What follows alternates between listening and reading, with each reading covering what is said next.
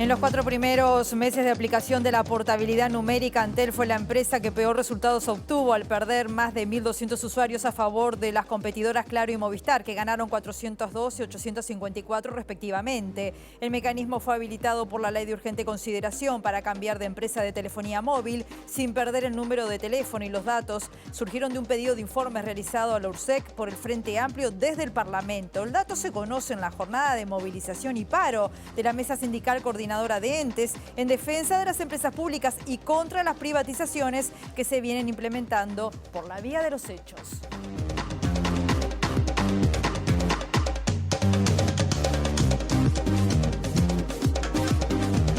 ¿Qué tal? ¿Cómo están? Bienvenidas y bienvenidos a MBD Noticias. Comenzamos el informativo desde Montevideo a esta hora con 9 grados, un mediodía muy frío, por cierto, y dice Inumet que va a seguir así, con un cielo que se va a presentar en la tarde y hacia la noche, nuboso y cubierto. Así que hay que abrigarse mucho y hay que tener atención, poner atención también a lo que está sucediendo en la capital. Por eso siempre les mostramos las cámaras del Centro de Gestión de Movilidad de la Intendencia de Montevideo, en Guadalupe, entre Marsella y San Martín. Allí está cortado el tránsito por trabajos de hormigonado. Y Francisco Llambí, entre Rivera y Manuel Aedo, también atención por allí, hay un corte de tránsito por saneamiento desde las 8 de la mañana, así que hay que estar con muchísimo cuidado por esas zonas y otras también. Toda la información, como siempre decimos, está en las redes de la Intendencia de Montevideo.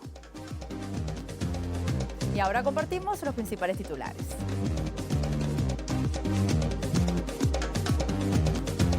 Evasión en el transporte de carga ronda los 120 millones de dólares desde que se retiró el mecanismo de control en marzo de 2020. Para el sindicato, la cifra es aún mayor. El senador del Frente Amplio, Charles Carrera, acusó de intromisión en la justicia a su colega Graciela Bianchi por cuestionar sumario y separación del cargo del fiscal Raúl Iglesias. La Intendencia de Montevideo espera tener aprobado el nuevo préstamo que se solicitará al BID antes de que termine 2022. Presidente de Ecuador acepta entablar un diálogo con organizaciones indígenas que paralizan al país desde hace 9 días y reúne cada vez más apoyos.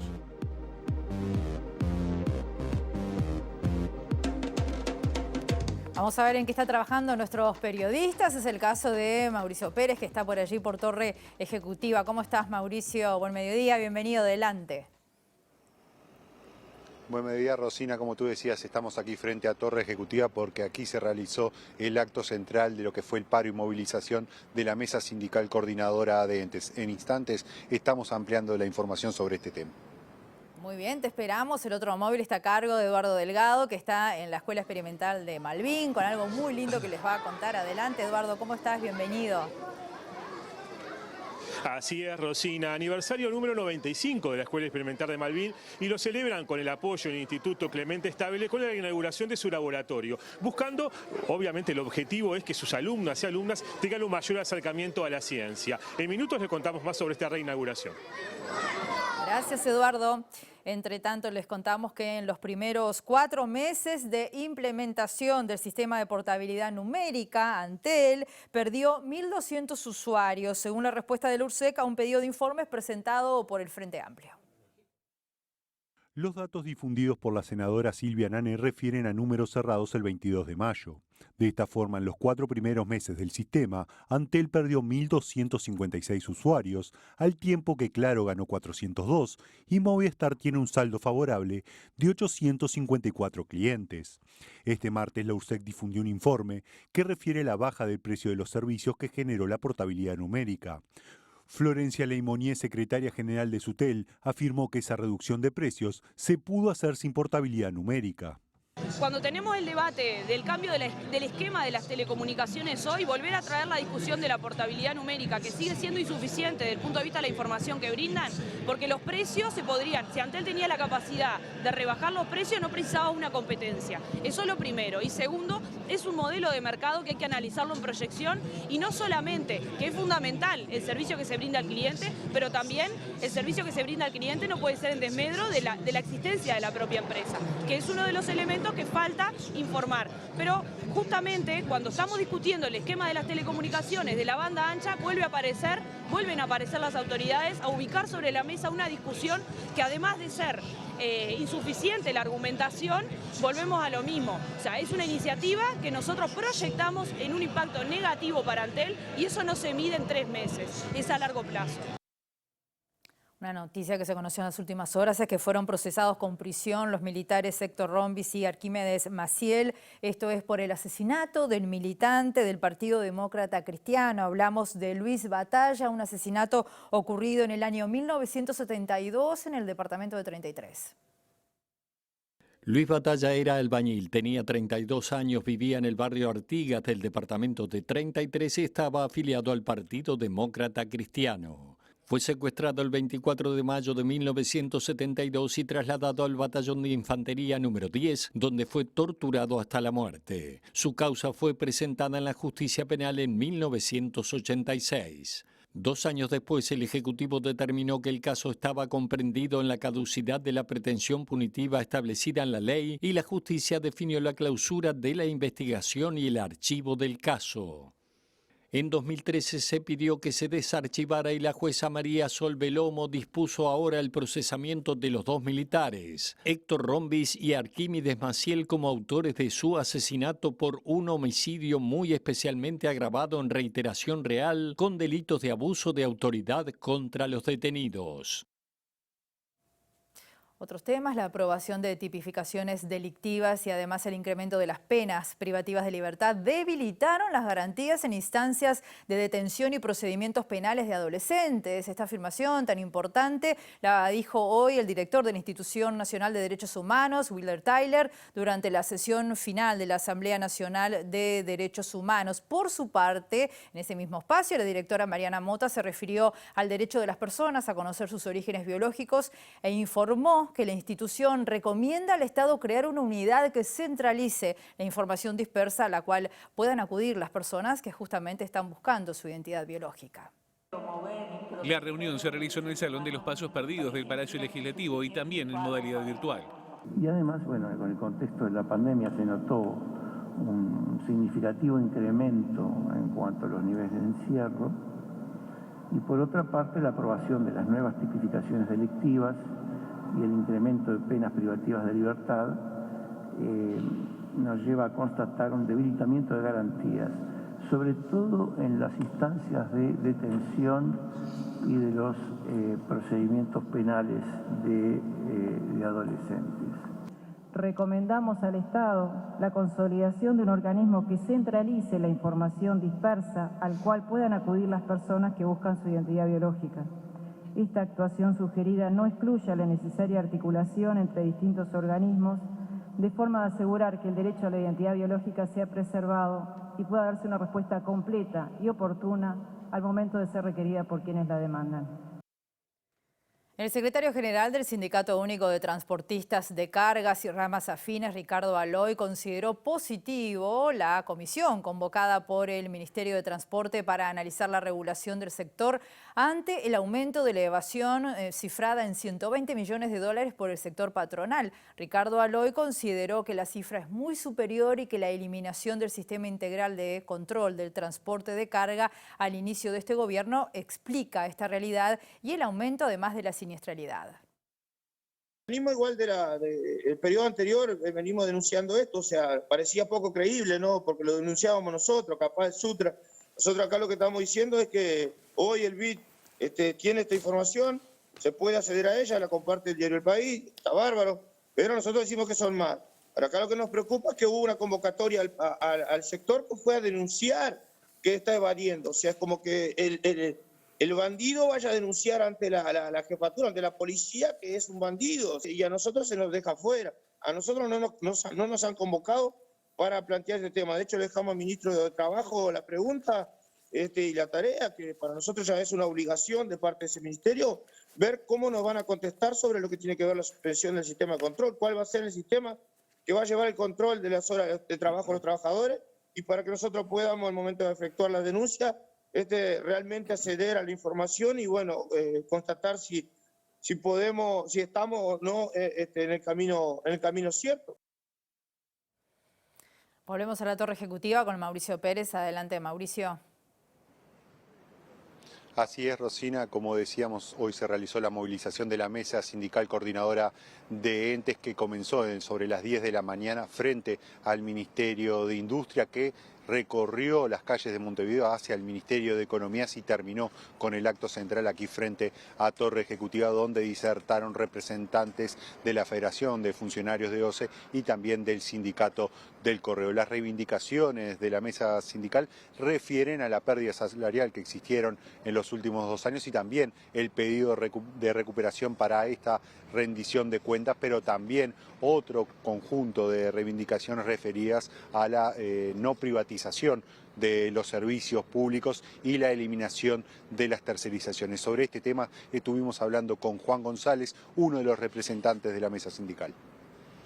La plataforma de la mesa de entes tiene distintos puntos, pero entre los temas centrales está la recuperación del salario perdido, sobre todo lo del 2021, y obviamente el tema del ingreso de personal, que es clave para nosotros en las empresas públicas. También hay otros temas que son de relevancia, por ejemplo, la defensa de la seguridad social, el plan Neptuno. Bueno, evidentemente hay otras cosas arriba de la mesa, está el cierre de AFE, lo que ha pasado con Antel en los últimos días, son cosas que movilizan a los trabajadores de los entes. Lo que hay que recordar es que el gobierno se comprometió al inicio a reponer al menos 1 de cada 3 vacantes que se generaban en las empresas públicas. Nosotros evidentemente no compartimos ese criterio. Ahora lo que debemos decir con total firmeza es que no se ha cumplido en ninguna de las empresas, se ha repuesto ni siquiera esa 1 de cada 3 vacantes que se han generado, por lo cual hoy los servicios públicos, particularmente en el interior y en distintos barrios, se están viendo afectados seriamente, ¿no? Durante la movilización en estos organismos frente al Ministerio de Industria, frente al Ministerio de Economía y también en Torre Ejecutiva, quedaron claros que estas son las reivindicaciones, pero también a las que hay que agregarles la oposición de la mesa sindical a lo que es la reforma de la seguridad social y la oposición también a lo que es el proyecto de reforma de la ley de negociación colectiva. En relación a temas puntuales, aparte del proyecto Neptuno y la idea de desmantelamiento que estaba sufriendo Antel, también hubo cuestionamientos a lo que fue la concesión del puerto de Montevideo a la empresa Catonati hasta el año 2081. Sobre este tema estaremos ampliando con Rosina en la edición central de MBD Noticias. Muchas gracias, Mauricio. Les contamos que la Comisión de Salud Pública de la Cámara de Diputados está sesionando desde las 10 de la mañana con la presencia de las autoridades del Ministerio de Salud Pública para que informen allí sobre la venta de Casa de Galicia. Vamos a decir también que el edificio fue comprado por el Círculo Católico en una subasta que se realizó hace una semana por más de 15 millones de dólares. Tras conocerse detalles de ese remate, legisladores del Frente Amplio decidieron convocar a las autoridades ministeriales para explicar los pormenores de la transacción. Uno de los puntos que genera más dudas es el posible vínculo del presidente de ACE, Leonardo Cipriani, con el Círculo Católico, ya que fue director técnico hasta que asumió su cargo en el organismo público. Otros temas, el senador del Frente Amplio, Charles Carrera, acusó a su colega del Partido Nacional, Graciela Bianchi, de intromisión en el sistema de justicia, luego que anunciara la convocatoria al fiscal de corte Juan Gómez al Parlamento por el sumario y separación del cargo del fiscal de delitos sexuales, Raúl Iglesias. Nosotros creemos que está existiendo una intromisión sobre el sistema de justicia. Si hay algo que tenemos que tener claro es que si el jefe administrativo de la Fiscalía es el fiscal general de la Nación, que es el doctor, en este caso el doctor Juan Gómez, que tiene plenas potestades para iniciar un proceso administrativo si recibe una denuncia de una víctima que se sintió agraviada por la actitud de este fiscal, del fiscal Iglesias, y lo mismo analizar en este caso donde se archivaron cientos de causas en menos de 2 minutos. Entonces me parece que acá ha existido una situación que no es la situación acorde a derecho y nos parece que está dentro de las posibilidades y los poderes que tiene el fiscal general de iniciar una investigación administrativa y un sumario en este caso para determinar responsabilidades. Es una situación de degradación institucional que estamos viendo constantemente. Antecedentes de situaciones similares, realmente venimos de un periodo de 15 años donde existía un gran respeto, sobre todo al sistema de justicia, a la división de poderes, y este tipo de ataques que estamos viendo realmente a nosotros nos preocupa, y por eso es el concepto, ¿no? El concepto de degradación institucional. Este gobierno es muy binario, estás conmigo o estás en contra de mí, es decir, no permite la diversidad. Volvemos a la Escuela Experimental de Malvin con Eduardo Delgado. Adelante, Eduardo. Sí, Rosina, estamos a minutos de comenzar el acto por la reapertura del laboratorio aquí en la Escuela Experimental de Malvin, una de las escuelas con más historia y relevancia en Montevideo y en Uruguay en general. Y estamos con Elena Rosas, directora de la Escuela 219. Bueno, como todos sabemos, las escuelas cuando tienen dos turnos tienen dos nombres diferentes, pero para Malvin la escuela es la experimental. Elena, contanos, bueno, la significación, primero, a ver si no me equivoco, 10 años, ¿no?, que estaba cerrado el laboratorio. Un poco menos, no, quizás no tanto, no eran 10, digo un poco menos. Cuando yo asumo el cargo de directora de la Escuela de la Mañana se usaba, pero no en estas condiciones, lo que se ha logrado hoy en base a este trabajo colaborativo de las dos escuelas, las dos direcciones, ambas comisiones fomentos, la comunidad de padres, que es una comunidad muy comprometida y muy trabajadora. Y además la colaboración con el Clemente Estable, ¿no? Exactamente, también se lograron vínculos con el Instituto Clemente Estable, que fue quien nos dio ciertas orientaciones y ciertos apoyos. Y bueno, estamos en esto con la alegría de la inauguración, con esto que significa el trabajo en ciencias a todo nivel, pero también esto del aula expandida, de considerar otros espacios para que los niños aprendan. Y se da en el marco de los 95 años nada menos de la experimental. Sí, la experimental el 11 de junio cumplió 95 años, es una escuela emblemática no solo en la zona de Malvin, sino que en Montevideo. Y bueno, sí, cumplió sus 95 años, estuvimos festejando y bueno, y en marco de todos esos festejos es que también reinauguramos el laboratorio. Y mencionaste el trabajo de los padres, las comisiones de fomento. ¿Cómo funciona eso en esta escuela? Bueno, las comisiones fomentos de ambas escuelas son comisiones presentes, no solo con los aportes monetarios, sino con el trabajo, con el compromiso, con las ideas, con el apoyo incondicional, tanto a los equipos de dirección como a las docentes que trabajan en la escuela. Elena, contanos cantidad aproximada de alumnos por cada uno de los turnos de la experimental. Nosotros en este momento en la Escuela de la Mañana, en la 219, tenemos 436, si no me equivoco, y la Escuela de la Tarde, más o menos la 274, está en un número similar.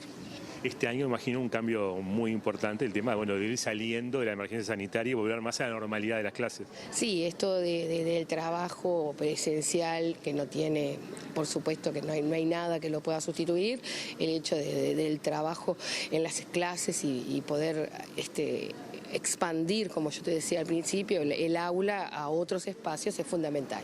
Elena, muchas gracias por estos minutos y felicitaciones por los 95 años. Muchas gracias. Rosina, volvemos contigo. Muchas gracias, Eduardo. Muy linda nota y también la novedad de tener ese nuevo espacio para alumnas y alumnos es muy importante. Nosotros ahora vamos a hacer una pausa, volvemos enseguida.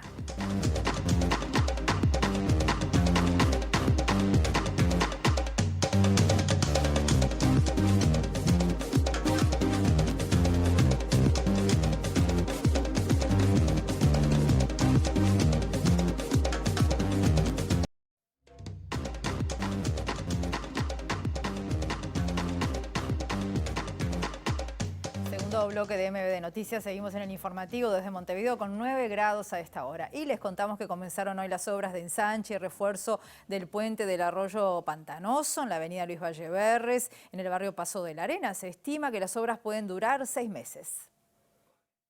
El objetivo de las obras es mejorar las condiciones de circulación en el puente adecuándolo a las cargas que transitan por la zona. El proyecto prevé el ensanche de la calzada de 6 a 9,5 metros y se construirá una vereda peatonal de 2 metros de ancho en la senda sur. Además, se va a repavimentar ambos accesos al puente en una longitud de 25 metros. Durante el periodo de obras se cortará totalmente la circulación sobre el puente, lo que va a generar varios desvíos. De salida de Montevideo, sentido oeste, Camino Paso de la Arena, Camino de la Chimenea, Camino Tompkinson y Avenida Luis Valleverres. De entrada a Montevideo, sentido oeste, el desvío será el mismo en dirección contraria, con corte de tránsito en la Avenida Luis Valleverres y Martín Artigas.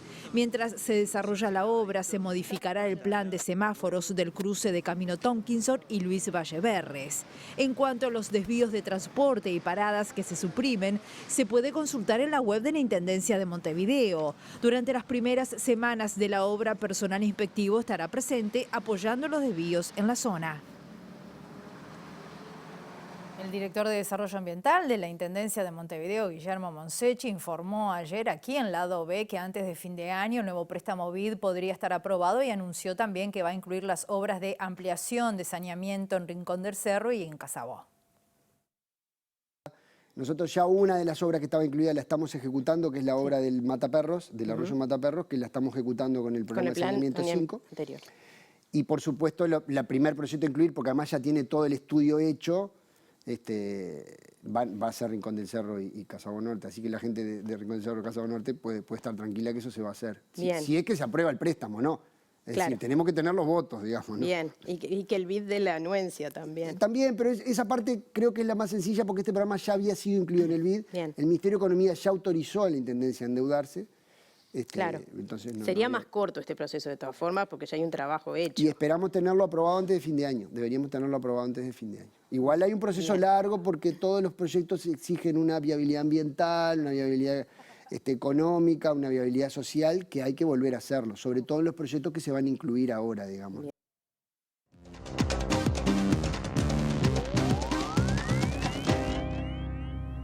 La Confederación de Nacionalidades Indígenas del Ecuador reclamó al gobierno de Guillermo Lasso que se derogue el estado de excepción aprobado este lunes en 6 provincias y que se permita la realización de asambleas generales, ya que si no se cumplen estas demandas no aceptarán un diálogo. En el 9º día del paro indefinido, el presidente de la Confederación de Nacionalidades Indígenas del Ecuador, Leonidas Itza, exigió que se garanticen inmediatamente las condiciones de cumplimiento de sus derechos políticos para organizarse y discutir posturas, cesando las acciones represivas y derogando el estado de excepción. El líder de la CONAIE sostuvo que la voluntad del diálogo siempre está, pero que necesitan que sea con resultados y exhortó a la Comisión Interamericana de Derechos Humanos a que se pronuncie frente a la violencia estatal y brutal represión por parte de la policía y las Fuerzas Armadas durante las movilizaciones.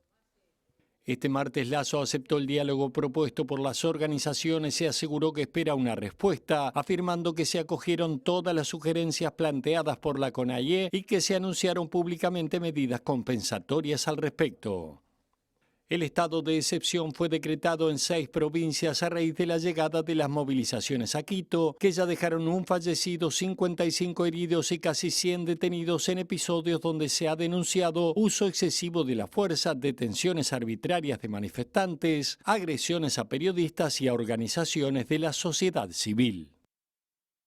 El ministro de Relaciones Exteriores argentino, Santiago Cafiero, se va a presentar mañana ante el Comité Especial de Descolonización de las Naciones Unidas, esto es en Nueva York, para retomar las negociaciones con el Reino Unido. Esto es por la soberanía de las Islas Malvinas, Georgias del Sur, Sandwich del Sur y los espacios marítimos circundantes. Según un comunicado de Cancillería, participarán del evento legisladores del oficialismo y de la oposición, funcionarios de exteriores, el gobernador de la provincia de Tierra del Fuego y otros representantes del gobierno. La intención es presentar la posición nacional sobre la cuestión Malvinas ante la comunidad internacional como una política de Estado que trasciende las banderas políticas, reafirmando los legítimos derechos argentinos sobre las islas. Argentina reclamará al Reino Unido retomar las negociaciones para encontrar una solución pacífica a la controversia, de conformidad con las resoluciones pertinentes de la Asamblea General y su Comité Especial de Descolonización, se expresó en el comunicado. La Cancillería argentina recordó que el Comité Especial de Descolonización fue creado en 1961 como un órgano subsidiario de la Asamblea General de Naciones Unidas para velar por la aplicación de la Resolución 1514, siendo su función la de examinar anualmente situaciones coloniales que aún se encuentran pendientes de descolonización y adoptar resoluciones que permitan finalizar con dicha situación. En la misma línea, agregó que existen 17 situaciones pendientes, de las cuales 11 involucran al Reino Unido y una de ellas es el de las Islas Malvinas. El Salvador está alertando ante la posibilidad de que el crimen organizado esté financiando campañas electorales a través de las criptomonedas. El Salvador se convirtió en 2021 en el primer país del mundo en darle curso legal al Bitcoin como moneda, con lo que la nación centroamericana se abrió a que este criptoactivo se use sin mayores controles. En este contexto, la poca vigilancia, la financiación de las campañas del país y las características propias de las criptomonedas generarían un mayor estrés a la capacidad de vigilancia del Tribunal Supremo Electoral. Para el director ejecutivo de la organización Acción Ciudadana, Eduardo Escobar, intereses ajenos a los de los salvadoreños podrían tratar de influir en las elecciones al financiar campañas mediante criptoactivos. Denise Iliezer, coordinadora del Centro de Monitoreo de Transparencia y Democracia de Acción Ciudadana, señaló que es importante que el Tribunal Supremo Electoral emita directrices para que partidos y candidatos conozcan el tratamiento específico que deben dar a las donaciones en criptoactivos. Iliezer indicó que en caso de recibir financiación con criptomonedas, los partidos y candidatos utilicen billeteras digitales custodiadas, casas de cambio centralizadas y que las transacciones se registren a través de un blockchain. Además indicó que ante esta falta de controles y legislación específica, sería importante prohibir este tipo de criptoactivos como forma de financiación para la política, por lo que aseguró que el tiempo para implementar medidas es bastante corto, dado que el país realizará elecciones en el 2024. Nos vamos, los invitamos como siempre a que nos acompañen a las 19 horas en nuestra edición central. Que pasen muy bien.